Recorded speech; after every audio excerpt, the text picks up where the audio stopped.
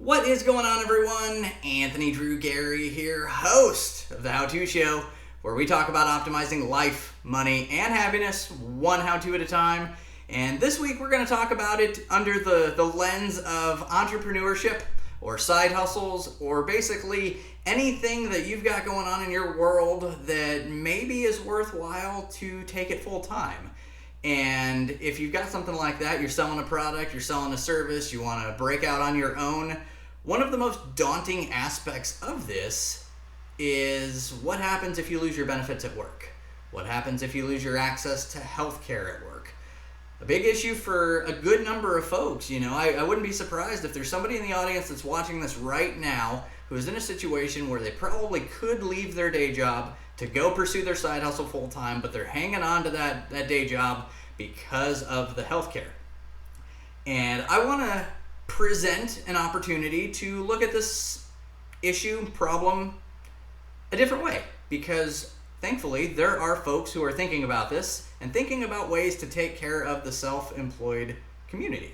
So I was approached by, her name is Melissa Blatt. She runs a company that facilitates healthcare opportunities for self-employed individuals. And I want to bring her on the show to talk about options that frankly aren't that well known and explain why it may be of benefit to the general community. So without further ado, we're going to bring Melissa on.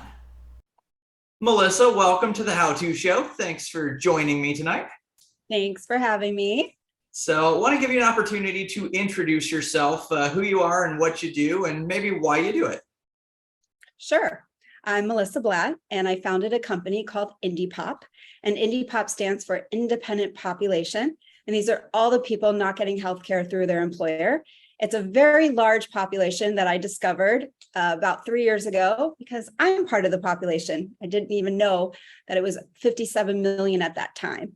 And it has since grown because people are leaving their jobs, called the Great Resignation, and they're going out on their own. And, there's not a lot of options when you're on your own. You're a 1099 contractor, self-employed, have an LLC for healthcare. And that's where I saw this huge opportunity that if I can find health plans that were quality, accessible, affordable for myself, I could help an entire population of people.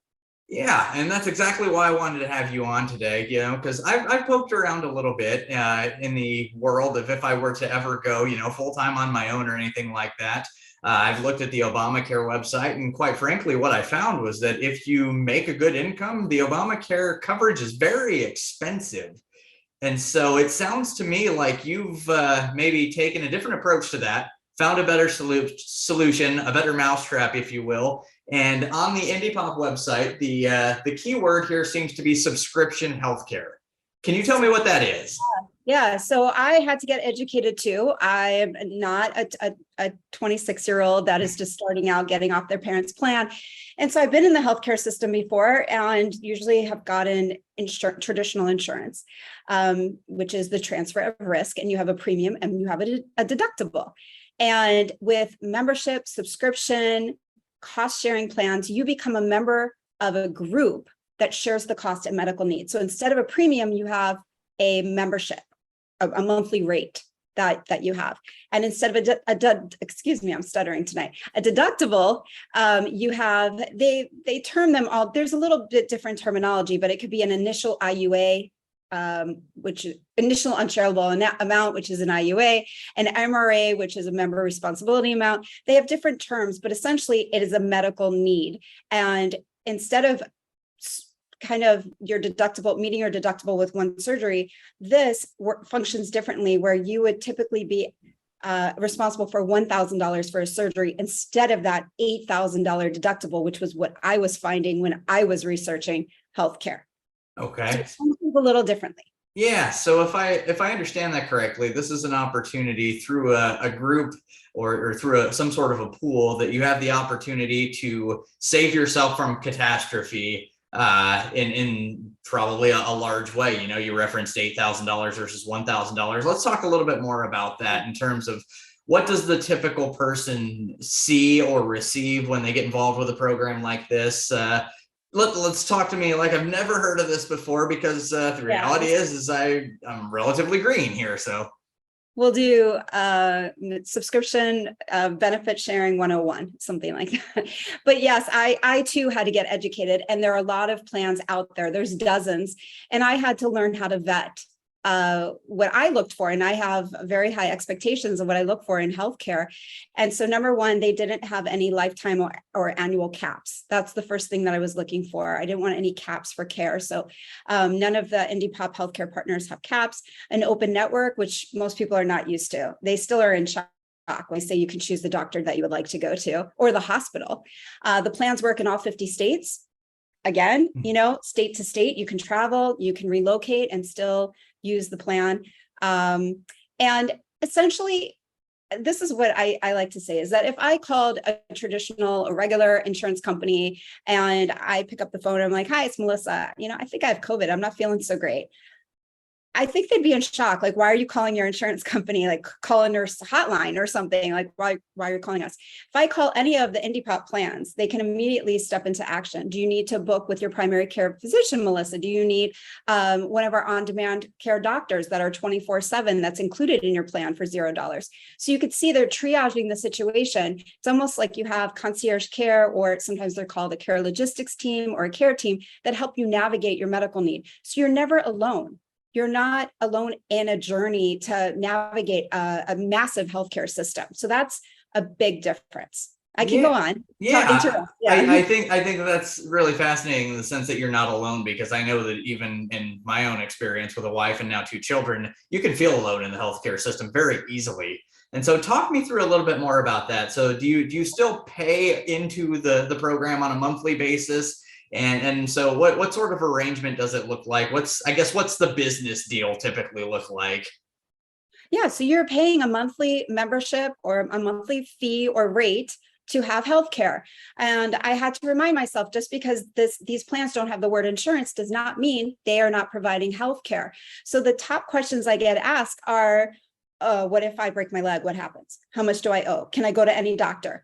And I said, yes, yes, and yes, especially if it's an emergency. You don't, have to call any of the plans itself. You just go to the hospital, call 911. Once you're stable, loop them in.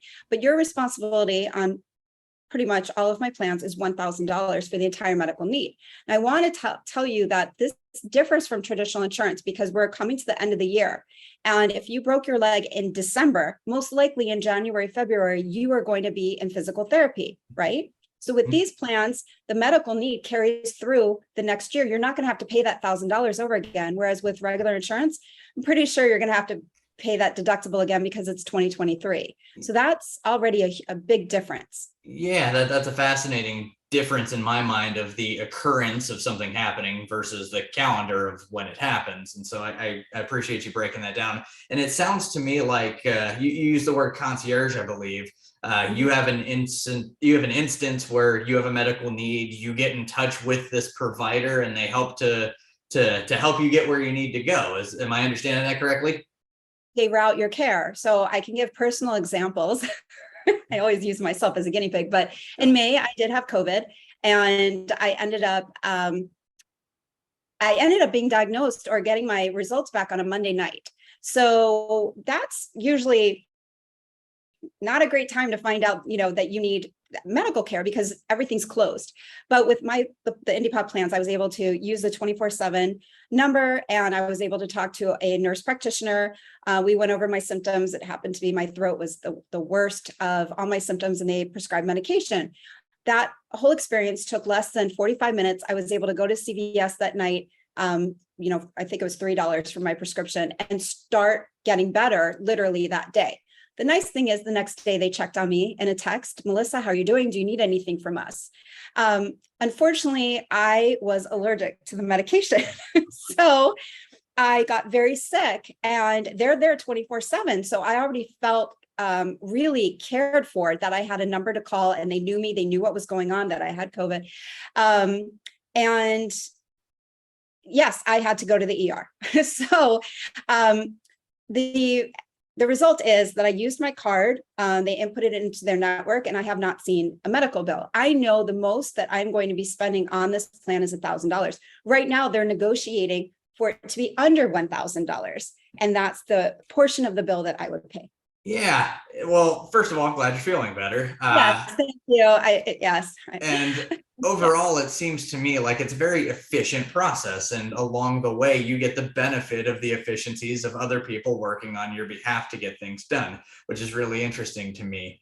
And so to take that a step further, you're talking about your own personal experiences, Melissa. Let's talk about this in the sense that, somebody like me, I've got a wife and two kids. Do you have plans that incorporate life happening in terms of not only pregnancy, but covering other dependents as well? Well, this was new to me because I'm not a mother, so I didn't know. I thought most insurance had post and prenatal care and maternity. Like I'm like, that's a medical need. How can they not? I was really shocked to learn that insurance companies sometimes did not provide that, or it's pre-existing if you are already pregnant and you try to get on a new plan. Right. So I'm happy to say all of the plans, the indipop plans do have maternity, pre and postnatal care, and you're going to be spending under $3,000 for a natural childbirth, which is actually pretty amazing. And you can go to the OB/GYN of your choice in the hospital. And so for a family plan, the most out of pocket on these family plans is most of the plans is 3,000, or it's going to be 6,000. Well, the average that I have found out there in the United States over the past 3 years is that most families are paying $1,500 to $3,000 a month for their premium, and then the deductible can range from $6,000 to $16,000. So already it's a 20 to 70% savings for families. Yeah, and I can back up some of the numbers as she's saying from my own personal experiences. Found that to be true, and so it sounds to me like there is a solution here. Whether you are a single person, whether you are a married person, whether you are in any combination of those with children, it looks like there's a solution in place based on one of the indipop plans.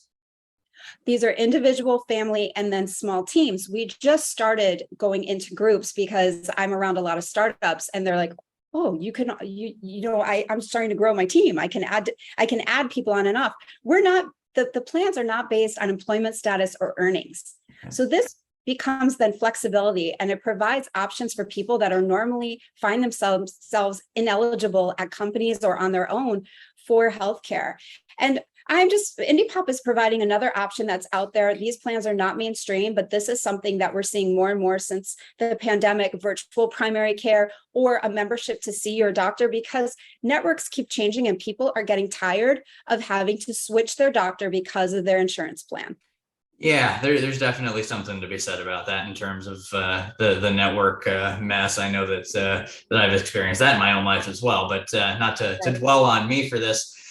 So let's talk a little bit more about the brass tacks of what's going on here in terms of what let's say an individual and then maybe a family. What sort of monthly costs are they having right out of the gate, just to get a gauge on what this looks like as compared to maybe what somebody is currently experiencing? Yeah, I'm sure people are wondering, okay, so what are the rates? So two of my plans go by age, and usually I guide, I'll call them my millennial population, usually under 35 years old. There's a plan that starts at $185 a month, and it includes your preventive care. So your annual physical, it has 24/7 on-demand care, mental health, in-person and virtual. And the max you're going to spend for that broken bone or a hospitalization is $1,000 for that medical need. And then it goes up by tiers. I have another plan that doesn't include an HSA, and that's around $275 a month. And then the next plan up is for individuals and families, $899 for a family and $319 for an individual. Gotcha. And so basically, if I understand you correctly, based on someone's situation, you can start to tailor and guide them towards something that looks appropriate for their phase of life. I think that's exactly what it is, because when I talk to somebody that's 25 turning 26 years old, this is their first experience usually with owning their own healthcare, because they're freelancing or they are a contractor. I mean, more and more companies are hiring contractors and not full-time employees. And this is something where they tell me, they're saying, I'm healthy. Why do I have to be paying $300 to $500 a month? And they're making a good salary, so they're not qualifying for subsidies. And this is something that really stands out as a great option, 185, with the knowledge that if something really catastrophic does happen, they won't go into medical debt. Yeah, I think that that's exactly where I found myself a handful of years ago. Healthy person, not looking to have a catastrophe, just to have that backstop. And it sounds to me like you've got an option that folks need to be aware of that that could potentially cost less and still have that backstop. And so I think it's really cool what you've put together there. Want to talk a little bit more in the world of these sharing types of networks. I am familiar with a handful of them that have a spiritual slant to them. So Yeah. can we talk about the pros and the cons of that, I guess, or whether or not that applies in all instances? The great part about healthcare is the innovation, whether that's in insurance, whether that is in a Christian ministry health share, or what we're doing with indipop. Mm-hmm. Most the health sharing world, if it is through a Christian ministry, usually has a statement of faith. So people should be aware that there is usually some guidelines written by the nonprofit or the church. And if they're okay with it, this could be an amazing, wonderful option. If they're not okay with it, or there's gray areas, then that's something you should be aware of. But at least what we're doing is saying there are options. And that is a great thing, that most people are just aware of insurance. And insurance has its place, and insurance can be great, but sometimes it's not great for all of us. Yeah, and so to clarify there, indipop works on a solution that does have an option for folks who are not interested in a statement of faith. Yes. Our plans are non-denominational. They do actually no statement of faith. They're ethical statements, just like in regular insurance, about, you're not going to do anything illegal, like get in a car drinking and driving, things like that. Yeah, so just wanted to touch on that, because I know that if you start to hit the websites for health sharing, I'm assuming that the sponsored ads are going to inundate you, and there's going to be a lot of options there. But more importantly, it sounds to me like, Melissa, you are creating an aggregator where people can get help from you or your team if they're interested in that. Do I have that correct? Yeah, that's exactly it. I don't even think we're, salespeople. I think we're health guides, because if traditional insurance, regular insurance, conventional insurance is a better fit for you, we let you know. And in some cases, it might be, especially if you're, and I'll just go into it now, because that could be people must be wondering, if you're, battling or struggling through a condition right now, this might not be the best fit for you, because usually for the first year, those kind of conditions are not shared with the pool of people. And so let's say you had a thyroid condition that's being treated, it's not really regulated, you're still seeing specialists, but you break your arm. The arm would be fine to be shareable for that $1,000, but the thyroid condition, while it's still being in the first year, would not be shareable. So sometimes the look back period is 12 months to 2 years, depending on the plan. And, this is how we talk to people is, maybe wait another 6 months before entering into a plan like this. So I like to be transparent, because it does seem sometimes like, why isn't everybody on this plan? Yeah, and it sounds to me like you guys have the resources in place to help folks figure out what's best for them in each stage of their life. And so I would be remiss if I didn't ask, Melissa, if people are interested in this and they're watching this video, how do they get in touch with you? How do they figure out if this makes sense for them? Well, you can always email us at hello@indipop.co, and it's indipop.co, or you can visit our website, www.indipop.co. Fantastic. I will link to both of those in the show notes. Thank you. Is there anything that I have not asked you that I should? No, I think we really covered cost sharing subscription model. If you haven't explored it, I really encourage you to, do some research and exploring. And if you have any questions and you're unsure, you can always ask indipop. We can help guide you. Yeah, it's a fantastic opportunity to do some research, figure out if it makes sense for you, especially if you're in that position where you may be leaving the W-2 world to go take something on full time. Get in touch with Melissa, somebody on her team. And Melissa, I appreciate you joining me on this episode of The How To Show. Thank you so much. Have a good night. You too. Special thanks to Melissa for joining me on this week's episode of the show. Hopefully there was something that you can take away that's of value either to you or to someone you care about. And so if it is for someone you care about, please share the video with them. Hopefully they can get benefit from it. You can get in touch with Melissa at her website, linked in the show notes down below. And if you've got any feedback for the episode overall, or you want to get in touch with Melissa, you can leave a comment down below. I'll do my best to facilitate back and forth there. And as always, if you're interested in getting feedback in this world, you can get in touch with me in the comments down below, or if you've got any feedback for me on the show, you can get in touch with me in the comments. You can subscribe to be the first to know about new videos that come out each and every Wednesday. And again, if you are looking to buy or sell a house in the Indianapolis market, the real estate market is evolving, and I can help you with that. Get in touch with me in the comments or at indiedwell.com. Lots of indies in this episode. They're all good. Check them out. Until next time, this is Anthony Drew Gary, host of The How To Show, signing off.